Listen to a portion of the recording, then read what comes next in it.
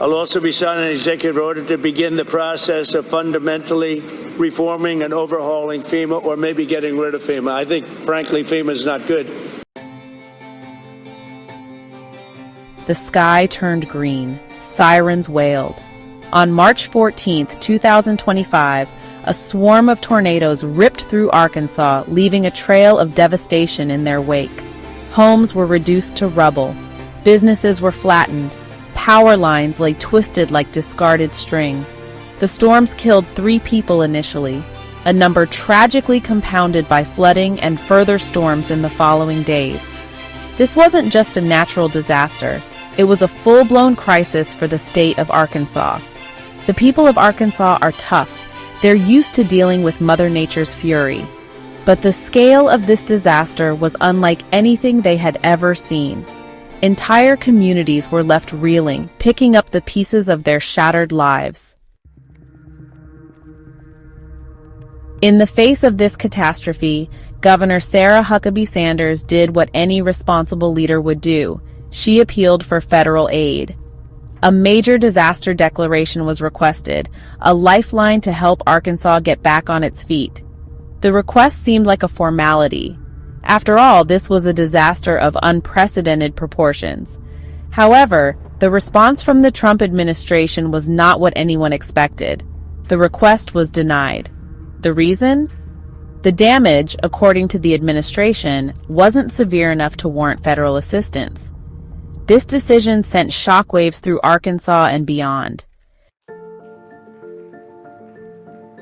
The Trump administration, under the leadership of FEMA Director Kristi Noem, argued that Arkansas had sufficient resources to handle the crisis on its own. They pointed to state disaster relief programs and private insurance as potential solutions. This stance, however, ignored the sheer scale of the devastation and the overwhelming needs of the affected communities. The decision reeked of a disturbing trend within the Trump administration: the downsizing of federal disaster response. Trump, who had previously criticized FEMA as bloated and inefficient, had made it clear that he wanted states to shoulder more of the burden when it came to disaster relief. This hands-off approach, however, was cold comfort to the people of Arkansas, who were left wondering who would help them rebuild their lives. Sadly, this wasn't the first time the Trump administration had played politics with disaster relief. Trump had a history of withholding or delaying aid based on political calculations. Remember the California wildfires? Trump threatened to withhold aid, blaming the state's poor forest management while ignoring the role of climate change. And who could forget his response to Hurricane Maria in Puerto Rico? The aid was slow, inadequate, and delivered with a level of disrespect that shocked the nation. Even during the COVID-19 pandemic, Trump suggested withholding aid from states whose governors had criticized his handling of the crisis. The message was clear. Loyalty to Trump was more important than the well-being of American citizens. The people of Arkansas were left to deal with the aftermath of the tornadoes with limited resources. When Arkansas Mayor Jennifer Hobbs, her voice heavy with exhaustion and frustration, summed up the situation, "We need help. We can't do this alone." Her words were echoed by countless others across the state who were struggling to find shelter, food, and clean water. The Arkansas Department of Public Safety was stretched thin, working tirelessly alongside volunteer organizations to fill the gaps left by the absent federal response. But it wasn't enough. The needs were simply too great. Section 6. Ignored pleas. Arkansas's congressional delegation, led by Senators Tom Cotton and John Boozman, pleaded with the Trump administration to reconsider their decision. They highlighted the plight of their constituents, the scale of the damage, and the urgent need for federal assistance. Their pleas, however, fell on deaf ears. The Trump administration remained unmoved, seemingly more concerned with pushing a political agenda than with alleviating the suffering of American citizens. This callous disregard for the well-being of Arkansans was a stark reminder of the dangers of politicizing disaster relief.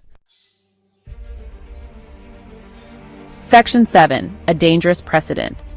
The implications of the Trump administration's decision extend far beyond the borders of Arkansas.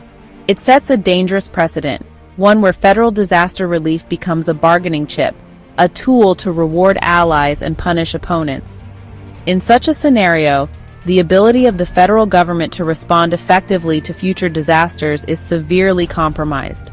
Imagine a future where hurricanes, wildfires, and earthquakes are met with political calculations rather than swift and compassionate action. This is the dangerous path we are on if we allow the politicization of disaster relief to continue unchecked. Section 8. The Erosion of Trust. Perhaps the most insidious consequence of the Trump administration's actions is the erosion of public trust in government. When Americans can no longer rely on their government to provide assistance in times of crisis, it undermines the very fabric of our society. The denial of aid to Arkansas is not just a failure of policy, it is a failure of leadership. It is a betrayal of the fundamental responsibility of government to protect its citizens. This erosion of trust has far-reaching consequences, making it harder to address future challenges and eroding the sense of shared purpose that binds us together as a nation. Section 9. The Duty of Aid. Disaster relief should never be a partisan issue. It is a fundamental obligation of government to provide aid and comfort to its citizens in their time of need. When disaster strikes, it doesn't discriminate based on political affiliation, race, religion, or any other factor. It affects everyone in its path. The denial of aid to Arkansas is a stain on our nation's conscience. It is a stark reminder that we must remain vigilant in holding our leaders accountable and ensuring that they prioritize the well-being of all Americans, regardless of their political beliefs.